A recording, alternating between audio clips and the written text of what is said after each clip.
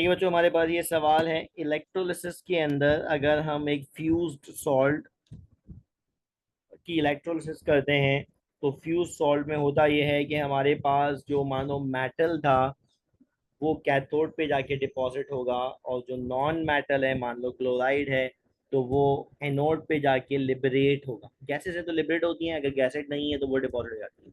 ठीक है ना, ऐसी चीजें सॉलिड है तो वो डिपॉजिट हो जाती हैं इलेक्ट्रोड के ऊपर जाके, और जो गैसेज है वो लिबरेट हो जाती है। तो ये हम एक टर्म इस्तेमाल करते हैं। ठीक है ना। अब इलेक्ट्रोलिसिस में कोई चीज कितनी डिपॉजिट या लिबरेट हुई बच्चों, इसका इन्हेसार, इसकी मिकदार का इन्हेसार किस चीज के ऊपर होता है, तो उसके लिए हमारे पास फैराडेज लॉ है।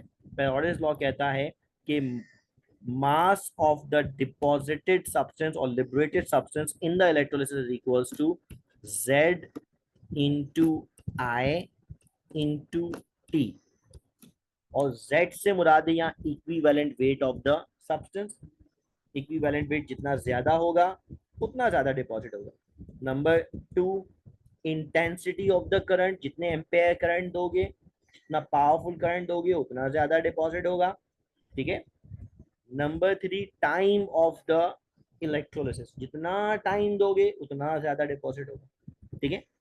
इस फॉर्मूले को अगर हम जहन में रखें, ये हमारे पास फेराडेज लॉ है, इसको अगर हम जहन में रखें तो इसमें कहीं पे भी टेम्परेचर का जिक्र नहीं है। यानी टेम्परेचर कितना हो रिएक्टिंग अपेरेटस का, टेम्परेचर कितना हो इसके ऊपर डिपेंड नहीं करता। ठीक है ना। तो डिपॉजिटेड मास इन तीनों पे तो डिपेंड करता है लेकिन टेम्परेचर पे डिपेंड नहीं करता। तो इसका ऑप्शन हमें नॉट डिपेंडेंट वाला को चूज करना होगा। ठीक है बच्चों, बात समझ में आई।